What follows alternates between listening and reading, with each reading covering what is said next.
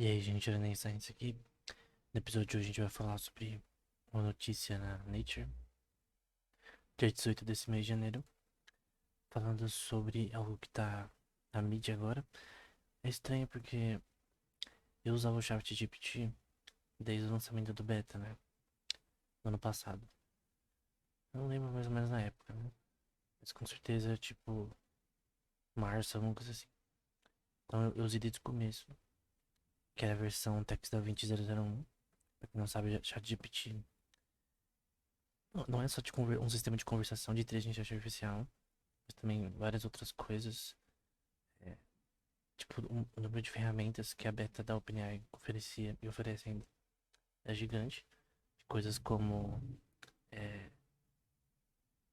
trocar código de Python para MATLAB, por exemplo. Tipo, você trocar um código de uma linguagem para outra automaticamente, ou ver a velocidade do algoritmo. Enfim, tinha muitas aplicações. Uma delas é a conversação. E o que aconteceu? É, parece que tem pessoas, especialmente um artigo que a gente vai ver na área de medicina, que se listou um autor da pesquisa, né, como coautor, o ChatGPT. Então ele citou uma inteligência artificial, né, que pode ser usada para também escrever roteiros de filmes, enfim, N coisas.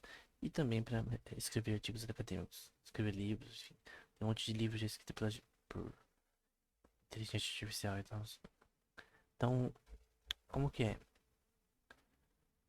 Usaram, né, é, esse chatbot aí, um paper, que é esse paper aqui.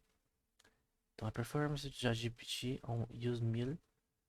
E aí, relação em educação e assistência de inteligência artificial nessa questão, né? Então, usando IA para ajudar com coisas relacionadas à educação é, médica. E aí, qual que é a questão? Citaram no paper o ChatGPT aqui, ó. Vou dar um zoom. Além dos outros autores, o ChatGPT tá aqui no meio, né? Então, isso, isso é estranho, primeiro, que você está citando não uma pessoa, mas um software. Que eu tenho que dizer, qualquer questão que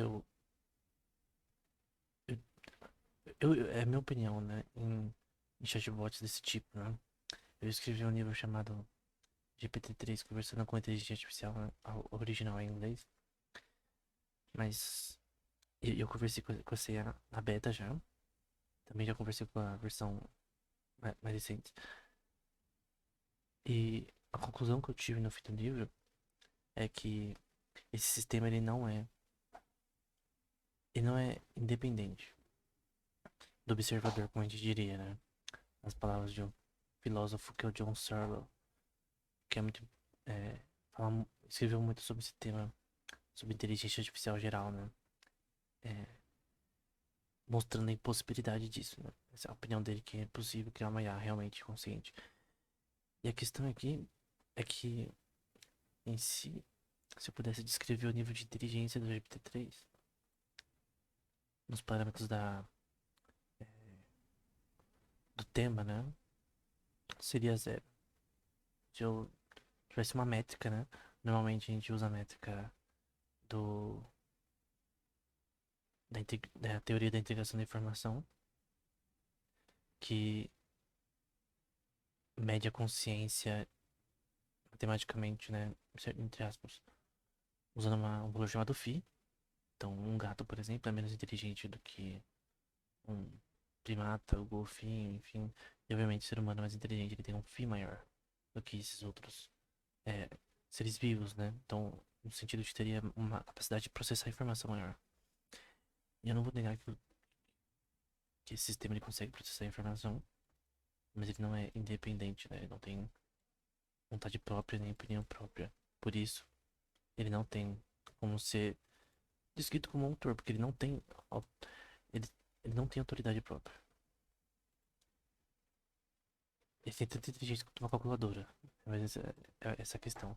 Eu não creio, na minha opinião, que você pode usar como assistência para você escrever um artigo, talvez. Não sei se isso for útil, mas nunca citar como se fosse uma pessoa. Porque todas aqui são pessoas que têm sua opinião, sua. São seres vivos, né? Só que no caso aqui não tem como associar isso, né?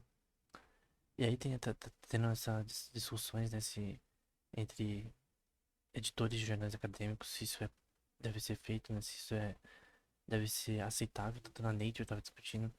E a questão, por exemplo, é da ética, por exemplo, nesse tipo de erro. E uma coisa que eles falam, por exemplo, é que o ChatGPT não pode ser um autor porque ele não pode ter responsabilidade pelo que ele está escrevendo, ou coisas do tipo. Então, teria que ter a capacidade de concordar em ser o autor e ter a responsabilidade por isso tudo. Mas eu creio que não é questão de responsabilidade, o problema é que ChatGPT não é um sistema consciente. E, portanto, não tem autorreflexão. Ele é um sistema de assistência.